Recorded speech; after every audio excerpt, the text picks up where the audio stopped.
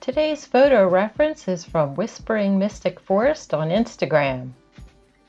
I'm going to sketch this bird, and the first thing you want to notice is that it's basically two ovals, the body and the head. Over top of that, you have the rump, the tail feather, the wing, that cute little hat on top of his head, the beak, the eye, and the legs. And that's pretty much what you need to know to get started sketching. A few little mock-ups or mini paintings so that I could choose the color palette that I wanted to use. I decided on 8 different colors. 3 of them are blues. We have an ultramarine blue, a cobalt blue, a phthalo blue, and we also have a quin rose, a quin gold, a burnt sienna, a shadow green, and a hooker's green. And I'll list those colors also in the notes below. Okay, I've got it sketched out onto a piece of watercolor paper, and I'm just going to get started right in on it. Normally I would paint the whites first in a painting, which is what I should have done, but apparently I got so excited about this bluebird that I just grabbed my blue and went to town. The darker blue that you see sort of toward the bottom of the bird there is the ultramarine blue. Up at the top where the light is hitting the top of the bird, that's the phthalo blue, and in between is the cobalt blue. So basically we're transitioning from ultramarine blue to cobalt blue and finally to the phthalo blue at the very top of the bird. You'll notice I left the white of the paper for the white marks on the blue jay. Those white spots are very white, so I just left the paper itself there.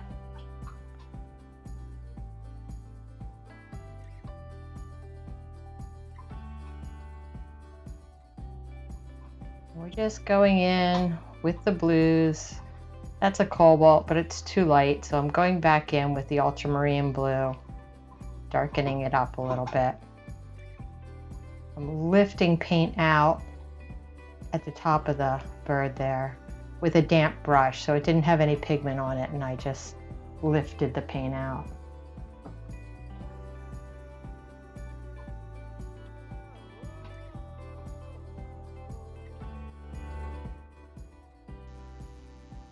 Basically, what I'm doing here is just trying to get the value of the blues right.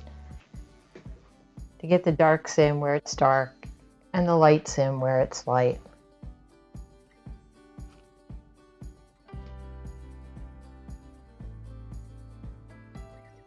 Now we're going in with a black, which is a mixture of the ultramarine blue and the burnt sienna. Just be careful not to add too much water to that mixture, where instead of a nice black, you'll have a nice light gray. Using very fine brush strokes here. I love this particular brush because it has a really nice point on it. And so you can paint big strokes and you can also paint very fine lines. I'll leave a link in the notes about this brush. It's a silver black velvet brush. One of my favorite brushes.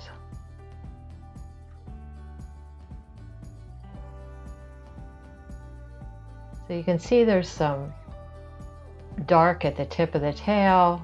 It's really a little bit of black. And there's also some really dark blue black at the bottom of the wing.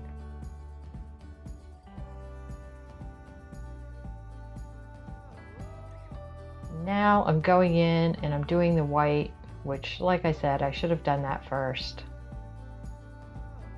White is just a very light gray. It's the mixture of the ultramarine blue and the burnt sienna, except there at the bottom of the rump where there's a little bit of reflective warmth, and so that is a very light yellow.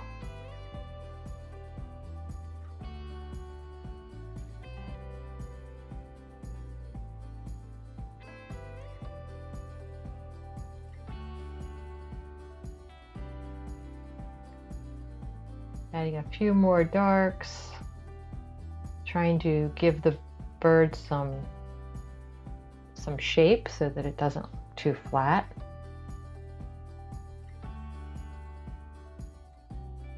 Now I am going in with the tip of the brush and making those little black marks from the Blue Jay's sort of unique feathers that they have with the little black tips on them. You don't have to get those black marks exact, you just have to get the concept.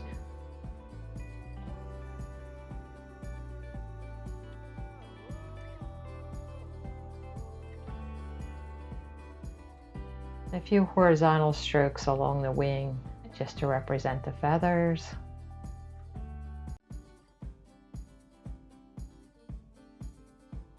Darkening the bottom of the beak.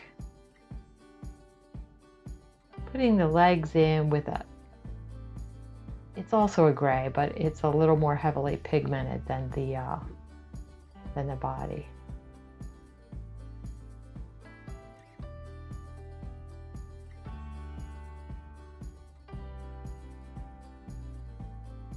I'm constantly looking at my photo reference and my painting to see what it needs.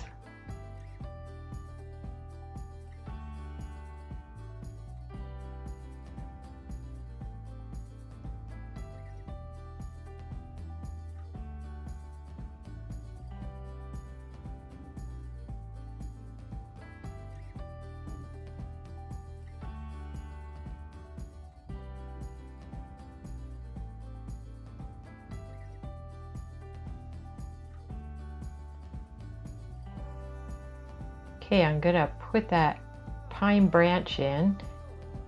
My pine branch is not going to be exactly like the pine branch in the photo reference, and that's because I'm trying to compose my painting so that the branch and the pine needles on the branch will basically lead the viewer's eye in towards the bird.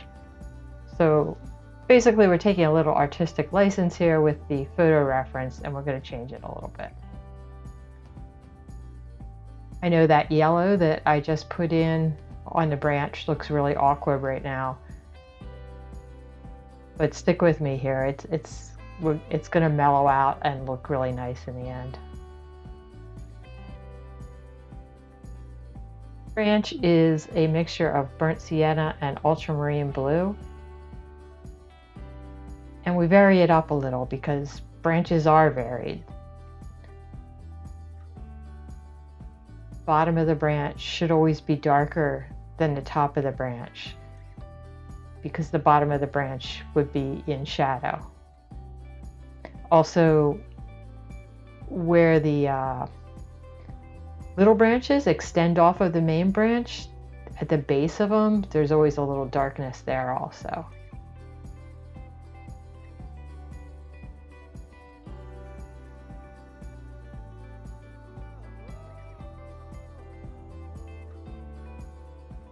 Putting in the rest of the bird's feet. I don't like to overdo it on the feet. When you put the bird's legs in, you gotta soften where it connects to the body with just a damp brush. Otherwise it looks like, I don't know, two Lego pieces stuck together instead of bird's feet naturally, you know, coming out of the bird's body.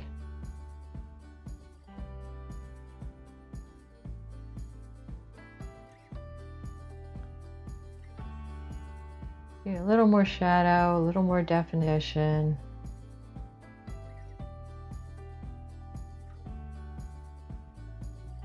Sort of a purpley gray. I have a little touch of the Quin Rose in that blue and burnt sienna mixture.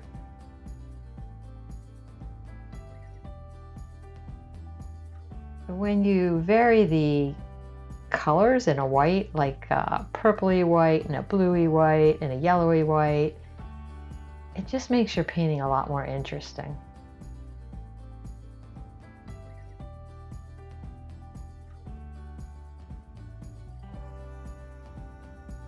I think this kind of pine is called a white pine. I'm not 100% sure on that, but they have really long pine needles on this particular type of pine. And I'm using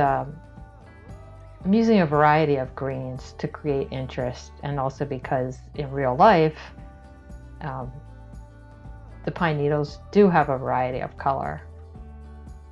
They're not all the same exact color. Putting a little bit of that green into the branch itself.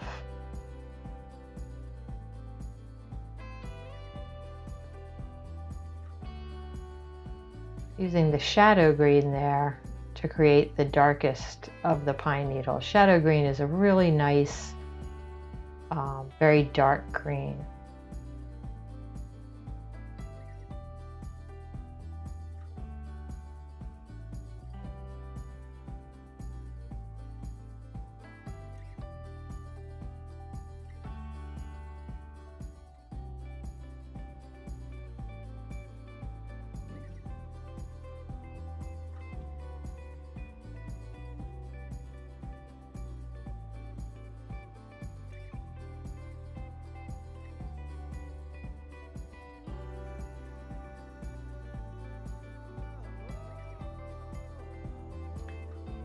It's important to let your elements overlap each other, like the pine needle is going behind the tail and overlapping the branch. It just makes things look more natural.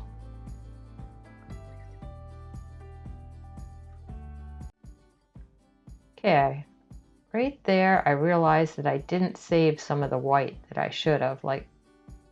So I'm lifting it out with a damp brush with no pigment on it, and I'm dabbing it with a paper towel, and see how that just lifted the blue right out of there? That works for some colors. If that was red, that wouldn't have worked.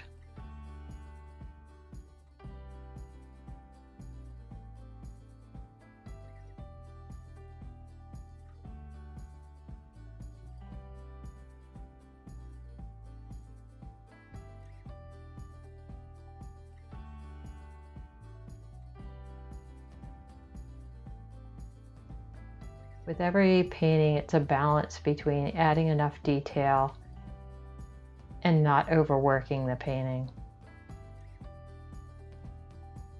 Using an X-Acto knife to pull a little bit of the white back out to show like a reflective light in the bird's eye.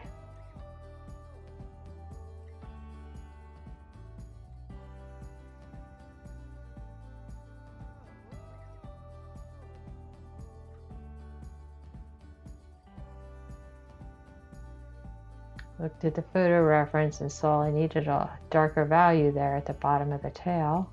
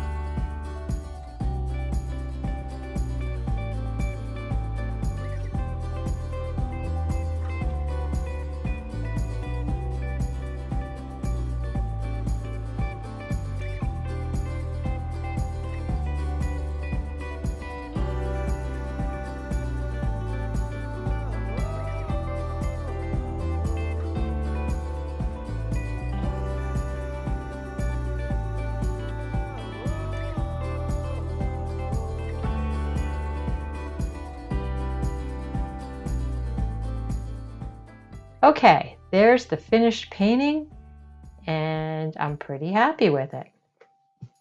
You guys, if you like this video, do me a favor, hit that subscribe button and hit that like button. It'll really help me out a lot. Thanks so much. See you next time.